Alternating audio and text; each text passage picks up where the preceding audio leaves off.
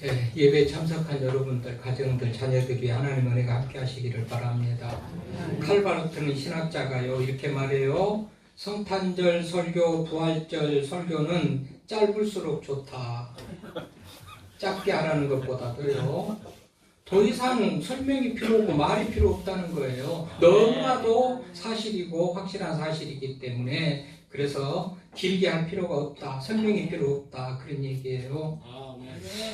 오늘 예수님께서 부활하신 날을 기념하는 부활주일 예배를 드리는데요. 세상에서 가장 기쁜 소식, 좋은 소식이 뭘까요? 사망을 이겼다. 사망 권세 이기고 죽은 자가 살아났다라는 그런 소식이겠죠. 아마도 지구가 생겨난 이래로 죽은 자가 살아났다. 이 사실은 그야말로 그 무슨 소식과도 비교할 수 없는 그런 기쁜 소식이고 좋은 소식인 줄로 믿습니다. 아멘. 여러분, 예수님 사실 때 상황을 한번 그려보세요. 이만한 꼬투리만 있으면 고발하고 잡아 죽이려고 그러고 대적했다고 그러고 황제에게 도전했다고 그러고 이만한 꼬투리만 있으면 율법을 범했다고 그러고 얼마나 그야말로 눈에 불을 켜고 예수님의 약점, 예수님의 허물을 잡아가지고 공격하고 대적하고 고소하고 고발하고 이런 사실을 생각해 보십시오. 예수님께서 살아생전에 나는 죽었다가 살아날 것이다 그랬습니다. 대적자들은요, 예수님을 죽이려고 했던 사람들은요, 이 말이 가짜라는 것, 이 말이 이루어져서는 안 된다는 사실을 누구보다도 잘 알고 있으면서 이 말이 어떻게든지 가짜여야 된다, 일어나면 안 된다, 이 생각에 어떻게 하든지 감시를 하고요, 그렇게 지켜보고 있을 거 아니겠어요? 이런 현상에서, 이런 마자미 현실에서 부활했다라는 사실이 거짓이 진실로 얘기되어지는 것은 여간 어려운 일 아니겠어요? 그래서 어떻게 하든지 예수님이 부활하면 안 된다. 하나님의 아들도 아니고 구원자도 아니고 로마 황제를 도전하고 율법을 범하고 그래서 죽이려고 했던 그 사람들 입장에서는 예수가 어쨌든지 능력이 없는 사람으로 죄인으로 죽어야 되잖아요. 그런데 예수님이 부활하셨어요. 부활하셨습니다. 자, 그러니까 이 사람들이 어떤 소문을 내는 줄 알아요? 어떻게 하든지 예수님의 부활을 거짓으로 만들고 사실이 아닌 것으로 해야 되잖아요. 그러니까는 4가지 설을 퍼뜨려요. 4가지 설. 예수님은 맞아면 제자들이 예수님은 지금 어딘가에 숨어 있든지 묻혀 있든지 그렇게 숨겨놓고 사기를 친다. 제자들이 그냥 그 말을 퍼뜨린다. 이렇게 해서 사기설, 소위 사기설. 이건 사기다. 제자들만 몇몇만 알고 있는 비밀일 것이다. 있을 수가 없는 일인데 그들이 사기를 친다. 그래서 사기설을 퍼뜨려요. 또 기절설을 퍼뜨려요. 기절설. 혹시라도 살아있다면 완전히 죽은 게 아니고 기절했다가 깨어났을 것이다. 그래서 기절설을 퍼뜨리기도 하고 환상설을 퍼뜨립니다. 환상설이라는 것은 뭐죠? 하도 사모하고 하도 보고 싶고 죽으면 안 되는 따르는 제자들이 헛것을 봤다는 거예요. 너무 마음으로 사모하다 보니까 헛것을 봤다. 그래서 환상설을 퍼뜨려요. 마지막에는 도적설. 시체를 굴에서 빼다가 무덤에서 빼다가 어디인가 숨겨놓고 다른 데 매장하고 살아났다고 그렇게 말하는 시체 도적설이에요. 그래서 사기친다. 사기설. 기절했다고 말한다. 기절했다가 깨어났다. 기절설. 헛것을 봤다. 환상설.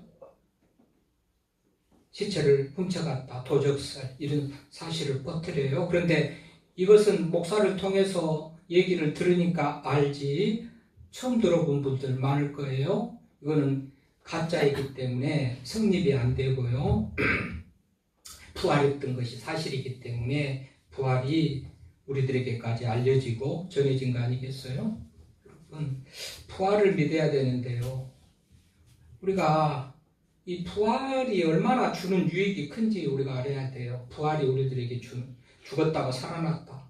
최악의 절망에서 그야말로 사형 온도를 받은 그런 사형수가 대통령의 특사로 풀려나는 것 같이 완전히 역전되어지는 좋은 소식이거든요. 그래서 이 부활 신앙을 가질 때에 우리는 절망도 이기고 죽음도 이기고 두려움도 이기고 뭔가 눈에 보이는 것이 없는 그런 어떤 담대한 그런 사람이 되기 때문에요. 부활주의를 기념하면서 또 이 부활의 소망을 가지고 살아가도록 이 날을 지키는 것입니다. 자, 다시 한번 오늘 본문으로 돌아가서 보면 부활을 믿을 수밖에 없는 오늘 제목이 뭡니까? 부활의 확실한 증거들. 부활의 증거들이 차고 넘칩니다. 예수님이 부활했다는 증거들이 차고 넘쳐요. 부활의 증거들. 한번 되새겨 보십시오. 오늘 첫째 말씀 속에서 보면 성경이 증거를 하잖아요. 성경이 오늘 예수님이 부활하셨다고 성경이 증언을 해요. 뭐라고 증언을 합니까? 3절 보니까 성경대로 우리 죄를 위하여 죽으시고 4절에 성경대로 삶 안에 다시 살아나사 성경이 증언을 하고 기록으로 증언을 하고 말씀을 합니다. 성경 이상 더 이상 진실한 책이 어디 있겠습니까? 오늘 새벽에는 마태복음 20장 말씀 가지고도 예수님께서 죽음을 앞두고 내가 3번이나 죽었다가 살아날 것이다 말한 그 본문을 가지고 예수님은 성경에 기록됐어요. 그 예수님이 하시고 성경이 기록됐어요. 이것이 큰 부활의 증거가 되는 거예요. 성경이 말하니까. 여러분, 우리가 다 세례를 받을거나 직분을 받을 때에 서약을 하잖아요. 서약을. 뭐라고 서약? 두 번째, 하나님을 믿는가, 죄인인 것을 믿는가, 뭘 믿고, 이제 교회마다 좀 들리겠습니다만은. 세 번째쯤, 두 번째쯤 서약이 있어요. 신구약 성경은 하나님의 말씀인 것과 신앙과 행위에 있어서 정확무한 규칙인 것, 규범인 것을 믿습니까? 묻든지 그러면 예 하고 아니면 자기 스스로 서약을 하고 이게 있어요. 그러니까 하나님의 성경은 신구약 성경은 하나님의 말씀이라는 거예요. 이건 하나님의 말씀인 거예요. 사람의 말이 아니에요. 그래서 성경은 하나님의 감동으로 되었다고 기록했다고 그러잖아요. 그리고 성경을 얼마나 가치를 귀하게 둡니까? 1.1획도 변할 수가 없다고 성경이 말한 바 성경은 하나님의 말씀이고 성령의 감동으로 기록됐고 1.1획이라도 변할 수 없는 그런 귀한 말씀이라고 기록이 돼 있으니 성경 이상 진실한 책이 없단 말이죠. 성경은 기록된 이후로 영원한 베스트셀러입니다. 지금같이 책을 안 읽는 어떤 시대, 책을 독서가 안 하고 책을 안 보는 시대에도 성경은 다 봅니다. 많은 사람이 봅니다. 많은 사람이 보고 많은 세대에 거쳐서 보고 영원한 진리이신 이 성경이 그렇게 증언하면 그것이 참인 줄로 믿습니다. 그것이 사실인 줄로 믿습니다. 성경이 부활했다고 증거를 하니까 부활의 증거가 되는 거예요. 그래서 증거가 확실한 증거들이 차고 넘치는 것 아니겠어요? 오늘도 성경대로 죄를 위하여 죽으시고 성경대로 삶 안에 살아나시고 성경이 그렇게 말하고 주님이 살아계실 때도 말하고 마태복음에도 기록하고 이후에 기록된 고린도전서가 말한 게 아니고 복음서에서도 다 예수님이 말한 기록들이 다 있잖아요. 성경이 증언하니까 더 이상 증거물이 필요가 없이 완벽한 증거가 성경이 증거를 한다. 뭘요? 예수님의 부활을 증거한단 말이죠. 그래서 아주 큰 증거물이에요. 성경이 증언하기 때문에 예수님이 부활했던 사실을. 또 뭐가 증거합니까? 오늘 예수님께서 여러 사람에게 가서 보였다는 거 아니겠어요? 여러 사람에게 가서 보였대요. 게바에게 보이고 12제자에게 보이고 5절부터 보면은 500의 형제에게 보이고 또 야고보에게도 보이고 맨 나중에 만삭되지 못하여 난자 같은 내게도 이 나는 누굽니까? 바울이잖아요. 바울에게도 보였다는 거 아니겠어요? 여러분, 이렇게 많은 사람, 500여 형제 중에서는 지금도 살아있고 죽은 사람도 있지만 지금도 살아있는 사람도 있는 그런 현실에서 말씀을 기록하고 그걸 지금 기록하고 있는 거 아니겠어요? 이렇게 증언들이 차고 넘쳐요. 증거들이 차고 넘쳐요. 예수님이 부활했다는 증거들이 차고 넘쳐요. 그런데도 우리는 죽은 자가 어떻게 살아나냐? 사람이면 못 살아나지요. 그런데 예수님은 하나님이시잖아요. 신이시잖아요. 전능하신 분이잖아요.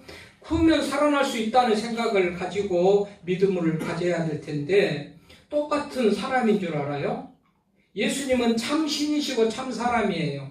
물론 인간적인 모습, 사람의 모습도 있지만 참 신이셔요. 원래 신이신데 우리 인간하고 구원의 길을 알려주고 뭔가 복된 길을 알려줘야 될 텐데 신의 모습으로, 영의 모습으로는 사람과 소통이 안 되잖아요. 그러니까 신이신데 영이신데 사람과 소통해서 구원의 길을 알려주려고 사람의 몸으로 태어나서 인간의 모습으로 오셨다고 성경이 기록한 바 예수님은 참 신이시고 참 사람이셔요. 인성도 있고 신성도 있어요. 그러니까 예수님이 뭐 부모, 아버지가 있고 형제가 있고 그래서 사람같이 생각하면 큰 착각이잖아요. 사람이라면 죽었다가 살아나는 일이 불가능하죠. 그러나 예수님이기 때문에 가능하신 거예요. 예수님은 참 신이시기 때문에. 그래서 살아나셔가지고 오늘 보면 게바에게 보이시고, 게바는 베드로죠. 보이시고 한 11번 정도 제자들에게 나타난 걸로 성경이 그렇게 조사를 해보면, 정리를 해보면 그래요. 11번 정도. 그런데 놀라운 것은요, 이 부활이 소망이고 부활이 기쁨이고 즐거움인 것은 예수님이 다 나타나가지고 처음 만나는 사람들은 대부분요, 짓밟히고 외롭고 고독하고 실패하고 좌절하고 낙심 가운데 있는 그 사람들, 제자들이 그랬겠죠? 자, 생각해 보십시오. 예수님이 구원자다 메시아다 오면서 세상적인 왕으로 무슨 권력을 가지고 돈벌이를 할까 권력을 가질까 기대하고 따랐던 사람들도 있고, 어쩐지 예수님 따르다가 좋은 일을 기대하면서 따랐는데 어느 날 갑자기 체포돼가지고 십자가에 달려서 죽었을 때 따르던 제자들의 실망감, 절망은 얼마나 컸겠습니까? 하늘이 무너지는 것 같은 그런 상황을 맞이했겠죠. 예수님은 그런 사람들 다 찾아가가지고 살아난 것을 보여주는데 그 사람들이 하나같이 다 이제는 능력의 사람으로 변한다는 거예요. 그래서 이게 기쁜, 부활이 기쁜 거고 소망인 것이에요. 그냥 예수님 당신 살아나가지고 우리하고 아무 관계가 없다면 살아나셨고 하나님이니까 죽었다가 살아나시지 그 정도야 다 하실 수 있는 거지 라고 하지만 문제는 부활 이후에 사람들을 만났을 때 그 사람들이 놀랍게 변화되는 그것 때문에 우리는 부활을 기대하면서 기뻐하면서 즐거워하는 그런 것인데요. 예수님께서는 부활하신 다음에 몇 사람 만나고 바로 또 없어진 게 아니죠. 40일 동안. 우리 사도행전 1장 3절 누가 빨리 찾아서 읽어보십시오. 빨리 찾은 분 읽어보십시오. 다 찾지 말고 늦으니까. 사도행전 1장 3절. 그가 고난 받으신 후에 또한 그들에게 확실한 많은 증거로 친히 살아계심을 나타내사 40일 동안 그들에게 보이시며 하나님 나라의 일을 말씀하시니라. 아멘. 40일 동안을요, 이 사람, 저 사람 만나면서 필요한 사람들 만나가지고 하나님의 일에 대해서 얘기하고 자기가 정말 이 말씀대로 이루어진 그런 일에 대해서 말했다고 그러잖아요. 40일 동안. 40일 동안. 보는 사람들은 한 600명 되겠죠? 500여 형제하고 12제자하고 바울 이렇게 야고보 있으니까요. 만나는 사람들이 한 600명 정도 보는 사람들. 그 다음에 나타나는 것은 11번 정도. 그렇게 나타나면서 하나님의 일을 얘기하고 전하고 그랬다잖아요. 예. 사도행전은 또 누가가 기록하죠. 그러니까 제자들이 기록하고 이 고린도전서는 바울이 기록하니까 바울만 그런 것도 아니고요. 복음서 기자들만 그런 것도 아니고요. 아무튼 여러 사람들이 그것을 증언하고 다시 한번 성경의 권위를 우리가 믿을진데 성경에서 그렇게 기록했으니까 사실인 줄로 믿고 아무튼 40일 동안 계시면서 많은 사람들에게 보여줬단 말이죠. 그런데 우리는 죽었다가 살아나니까 영으로 오셨나 그런 생각을 하게 되지만 이게 소위 신령한 몸, 신령체라고 그러는데 아까 우리 교동문 할 때 읽었잖아요. 제자들이 얼마나 무섭겠어요. 예수님은 잡혀서 죽으시고 무덤에 묻히고 예수 믿는 사람들은 또 핍박하고 그러니까 다락방에 숨어있고 문을 잠그고 숨어있고 기도하면서 어떤 무슨 살아났다는 소식이나 있을까 기대하면서 있는 그런 제자들에게 살아나신 예수님께서 문을 열고 들어오셨다고 그러잖아요. 문을 열었다는 것보다도 그냥 들어오는 거예요. 이것을 볼 때는 몸이 없는 영인 것 같지만 영은 몸이 없지만 나는 있다 하면서 그냥 몸을 가진 신령체로서 제자들에게 다 나타나 보여주셨다고 그래요. 물론 제자들은 깜짝 놀라지요. 도깨비인가 유령인가 깜짝 놀라지만 평안하라, 놀라지 말라, 두려워하지 말라 하면서 영은 살과 뼈가 없잖아. 그런데 나는 있으니까 나는 너희들이 그동안 너희들과 같이 생활하고 복음 증거했던 예수가 맞아. 그런 거 아니겠어요? 그래서요, 만나서 그 절망하는 사람들, 제자들에게 다시 한번 소망을 주고 위로를 주는데 가장 먼저는 마가복음 16장 보면 막달라 마리아를 만나죠. 예수님이 막달라 마리아를 찾아간 게 아니고 막달라 마리아가 무덤에 왔지요. 예수님의 무덤에 어떻게 됐을까 궁금해서 향기름이라도 좀 발라드릴까 하고서 찾았다고 성경에 기록되어 있잖아요. 그러니까 막달라 마리아는 귀신 들렸다가 예수님이 고쳐줬어요.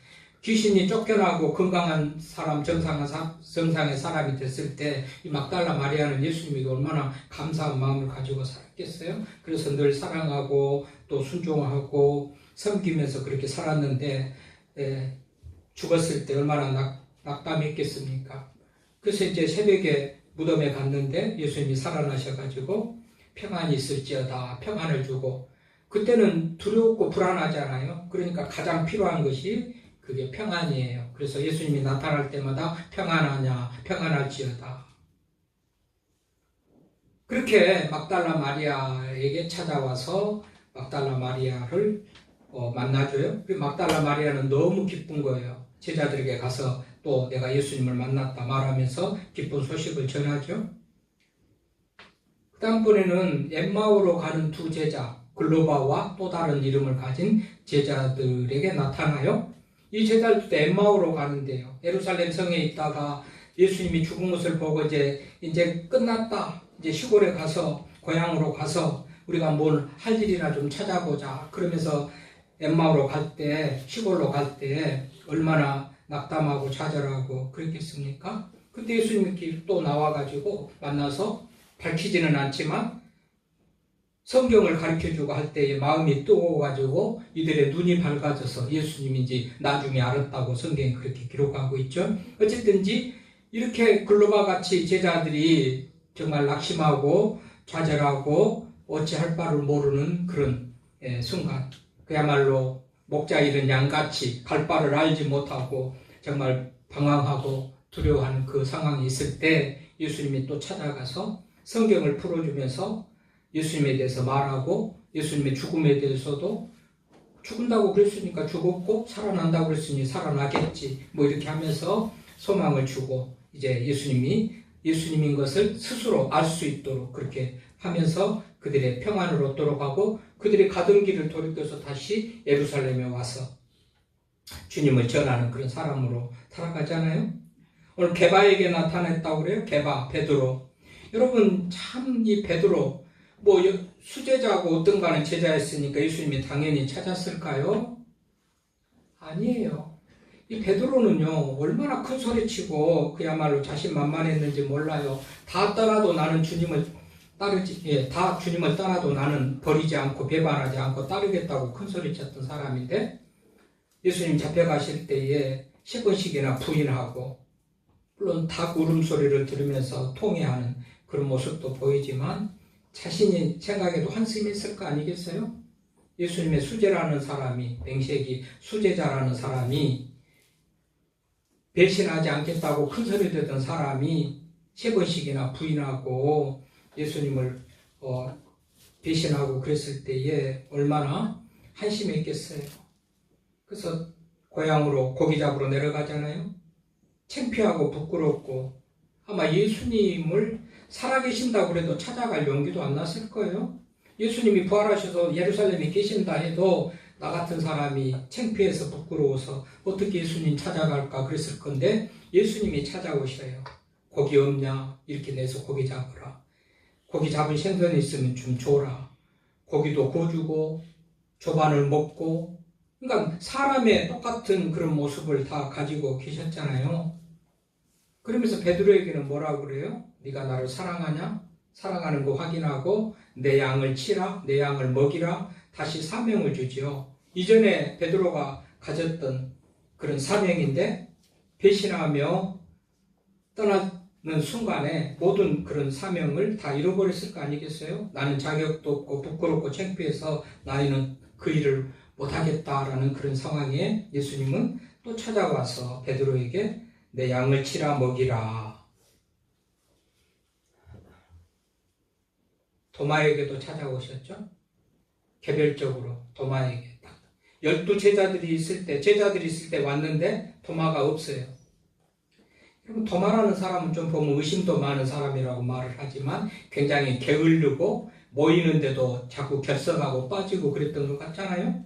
아니, 다른 제자들이 모여 있는데 그때서 나타나서 예수님이 살아계심을 보여줬는데, 다른 제자들은 감동하고 믿고 다시 한번 정말 소망을 가지고 그러는데, 도마가 늦게 어느 날 나타나서 그 말을 하니까 믿지를 않잖아요.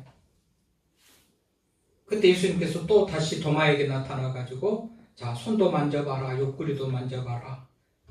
말만 가지고는 내가 예수다, 살아났다라고 했는데 안 믿잖아요. 또 사람 보고도, 예수님 보고도 안 믿잖아요. 만져봐라. 만져보고 도마가 믿어요. 뭐라고 그래요? 나의 주, 나의 하나님 신앙의 고백을 하면서 믿는데, 문제는 뭡니까? 이렇게 하나같이 절망하고 좌절하고 낙담하고 그랬던 제자들이 부활하신 예수님을 만나고 난 이후에는 주님을 위해서 온전히 용기 있는, 말하자면 헌신을 다하고 생명까지도 내놓는 그런 사람들로 바뀐단 말이죠. 예수님 찾아가서 만나는 것도 여러 사람에게 예수님이 부활하신 것을 보여주는 것도 차고 넘치는 증거들이지만, 예수님을 만난 그 제자들이 이전과는 완전히 다른 그 삶의 모습으로 변화된 것, 이것도 부활이 아니면 말할 수 없는 그런 이 사건인 것이죠. 그래서 부활의 증거가 된다. 오늘 또 보니까 똑 집어서 야고보에게 보이셨고 그랬죠. 이 야고보는 예수님의 동생 야고보예요. 자, 여러분, 예수님도 가정이 있었잖아요. 어머니 마리아가 있고 동생들이 있고, 목수일을 해서 생계를 가장으로서 정말 가정을 책임지고 목수일로 가족을 먹여 살리는 그런 일을 하고 그랬잖아요. 가족들로부터 환영받지 못하는 거 알죠? 미쳤다는 소리 듣고요. 제발 망신시키지 말고 좀 나가서 죽으라고 그렇게 할 정도로 가족들은 예수님을 배척해요. 왜 그래요? 제정신이 아닌 그런 말을 하고, 무슨 죽었다 살아난다는데, 근데 무슨 천국 얘기, 하늘 얘기하고, 뭐 예수님의 가르침은 세상의 가치관하고 정반대됐잖아요. 무슨 오리를 가져가면 십리도 가져라, 속옷을 원하면 뭐 겉옷까지도 벗어줘라, 뭐 하여튼 오른밤을 뺨을 맞으면 또 반대편 오른밤도 이렇게 때릴 수 있도록 해주라. 하여튼 별의별 세상의 가치관하고는 전혀 맞지 않는 것을 가르치니까 가족들이 볼 때는 미친 사람 취급을 한 거예요. 그래서 믿지도 않고 다른 사람들, 가족들이 아닌 사람은 차라리 예수님을 믿지만 가족들은 예수님을 믿지도 않고 따르지도 않고 배척하고 미친 사람 취급을 하고 그런 사람이요. 그 중에서 대표적인 큰 동생이 야고보예요. 얼마나 예수님을 힘들게 하는지 몰라요. 그런데 부활하신 예수님이 오늘 만났다고 그러잖아요. 부활하고 야고보에게 보이셨고 만났다고 그러잖아요. 이 야고보가 어떻게 변하는가? 여러분 갈라디아서 2장 9절 누가 빨리 찾아서 읽어봐요. 갈라디아서 2장 9절 야고보가 기둥 같은 사람, 교회의 기둥 같은 사람으로 변합니다.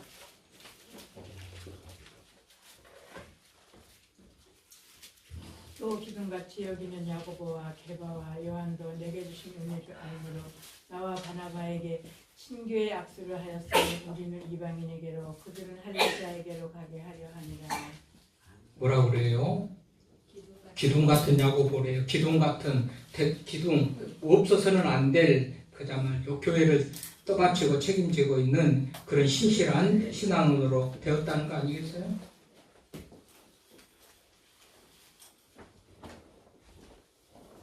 부활하신 예수님을 만나더니 이렇게 사람들이 변하면서 정말 부활하신 예수님을 만났다는 증거들을 보여주고 많은 사람들에게 보이시고 이 야고보가 기둥같이 쓰임받는데요. 어느 정도 기둥이냐? 교회의 대표입니다. 총 말하자면 의결권을 가지고 교회의 최고의 의장이 되는 그런 사람이 야고보예요. 사도행전 15장에 보면 예루살렘 총회가 열려요. 이방인들도 어떻게 구원받냐?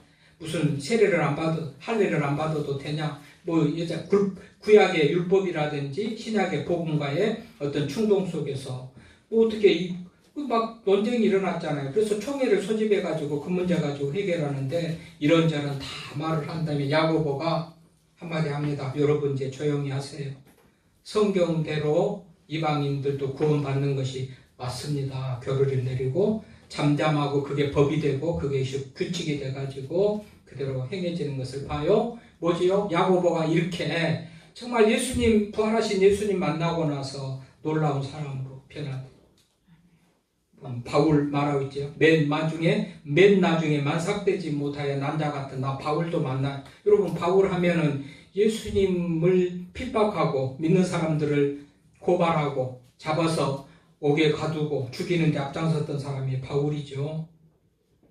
바울은 굉장히 이성적이고 젠틀한 사람이에요. 가말리엘이라는 최고의 교수 밑에서 실력 있는 사람이에요. 유대인 중에 유대인이고 로마 시민권을 가지고 그야말로 상위 1%의 어떤 그런 실력을 가지고 가문을 가진 그런 바울이 얼마나 유대교에 충성하는지 기독교를 박해하잖아요. 유대교는 기독교를 박해하고 유대교 입장에서 보면 기독교는 신흥, 이단, 사이비 같은 집단으로 보이니까 없이 하려고 얼마나 앞장섰는지 몰라요.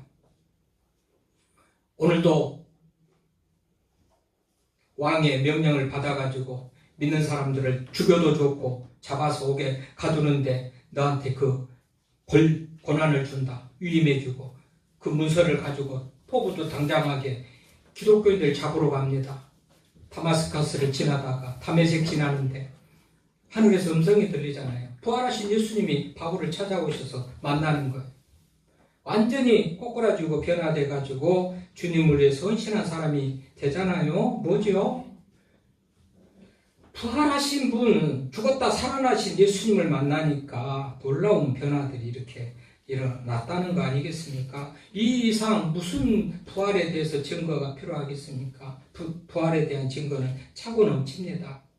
많은 사람들에게 보여줬다는 것도 그렇고 성경의 기록이 그렇고 만나는 사람들마다 놀랍게 180도 변해가지고 새로운 사람이 된 것은 이게 부활하신 예수님을 만난 결과라.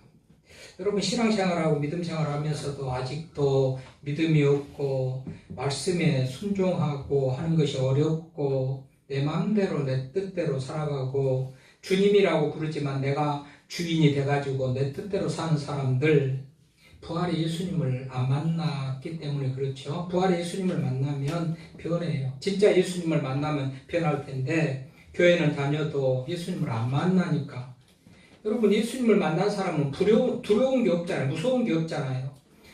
죽었다가 살아났는데 그러니까 감옥에 가도 좋아요. 매를 맞아도 좋아요. 불에 태워 죽여도 좋아요. 순교를 영광으로 생각하면서 주님을 위해서 헌신하고 사는 삶이 부활하신 예수님을 만난 사람들은 이런 모습이 나타나잖아요. 얼마나 그래서 우리가 부활하신 예수님을 만난다면 무서운 게 없습니다. 두려운 게 없습니다. 염려 근심이 없습니다.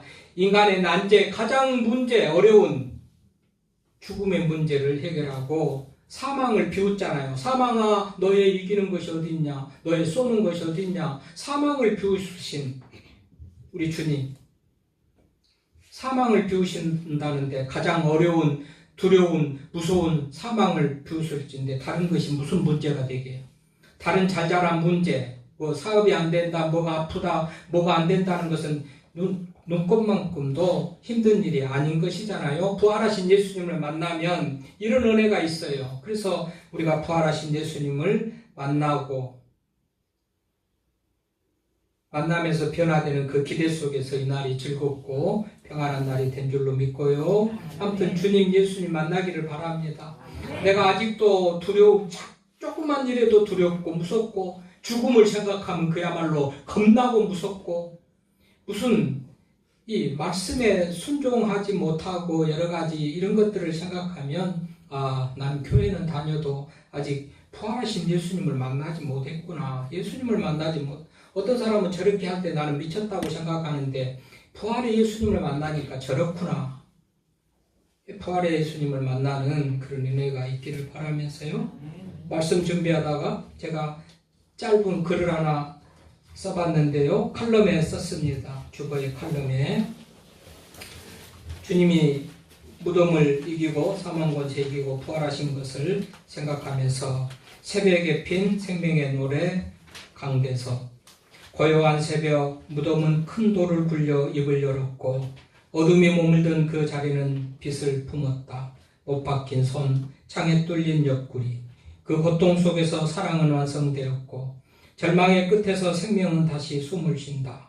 눈물 골짜기 그 부서진 마음 위에 햇살처럼 부드러운 주님의 숨결 떠나버린 이름 하나하나 다시 부르네. 사랑하는 자야 일어나 같이 가자. 부활은 기적을 넘은 약속 어둠을 뚫고 피어난 영원한 생명의 증거입니다. 하나님 아버지